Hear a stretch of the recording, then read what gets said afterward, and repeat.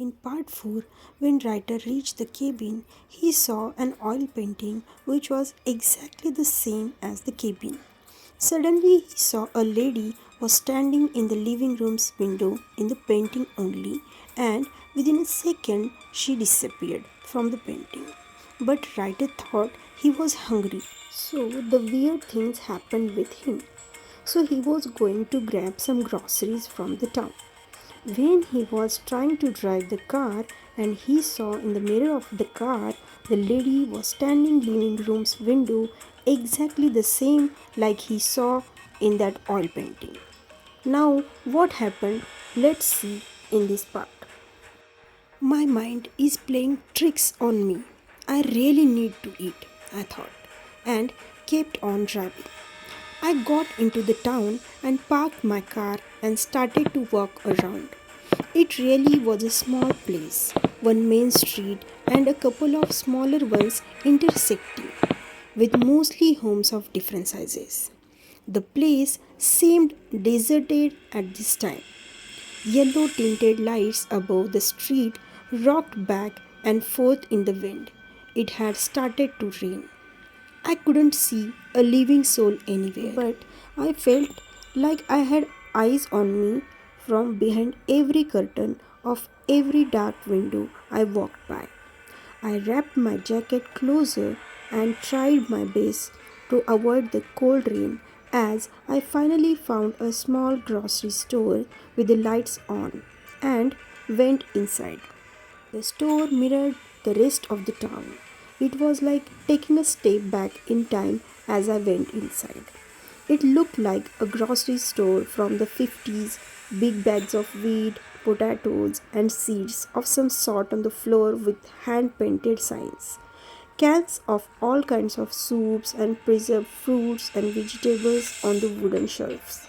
The place was lit only by a dim light hidden somewhere above the rows of shelves that took up most of the place of the small shop. A radio was playing quietly in the distance, and you could hear the rain gaining in intensity as it poured down on the windows. There wasn't much to choose from, so I got some basics and went to the register to pay. Owner was an elderly gentleman with a white beard and round glasses. He reminded me of Santa. I remember thinking. He looked up at me with from his chair where he sat, reading a paper with a suspicious look. You are not from around here, are you? He said while staring me right in the eye. No, no, I just bought a cabin up here out by the lake, spending my first weekend. Out here as a matter of fact, I said with a smile. Cabin by the lake? Huh? He said while slowly registering my purchase. Yeah, just a small place. I see, he said. And this is your first night? That's right. Just needed to get some food out there, I responded while pulling out my wallet to pay the old man. Mister, he said firmly, leaning over the counter towards me. If I were you, I would get in my car and drive back to wherever you came from, he said. I just looked at him, dumbfounded.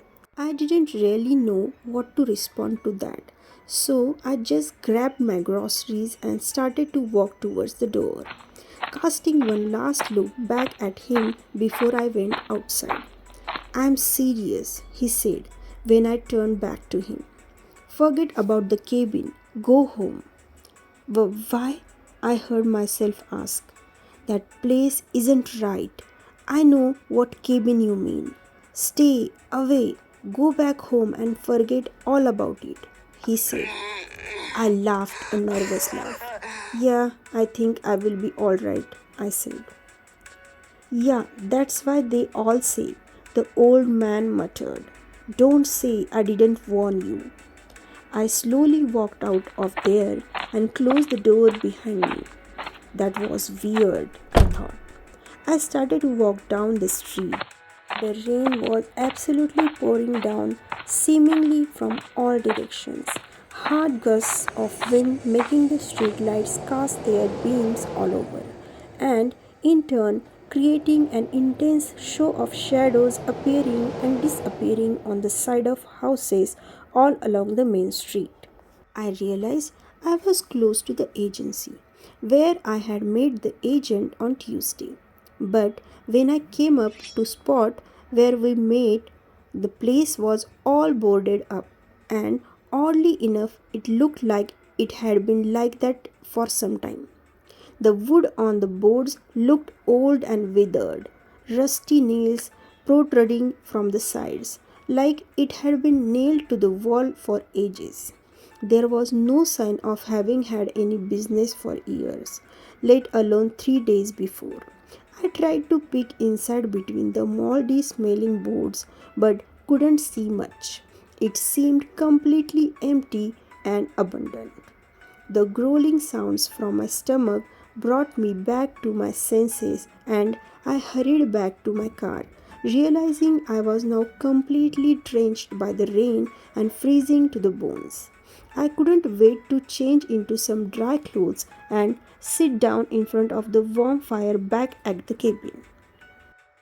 On my way back, I remembered that I still had the agent's number in my list of recently called numbers on my phone. He did say I could call if I had any questions. I called him up to check what had happened to their office, but as soon as I hit dial, I got the familiar tone of a number that had been disconnected. That's odd, I thought. I will try him again tomorrow. The whole drive back, I couldn't shake the comments from the old man in the grocery store. He really sounded like he meant what he said.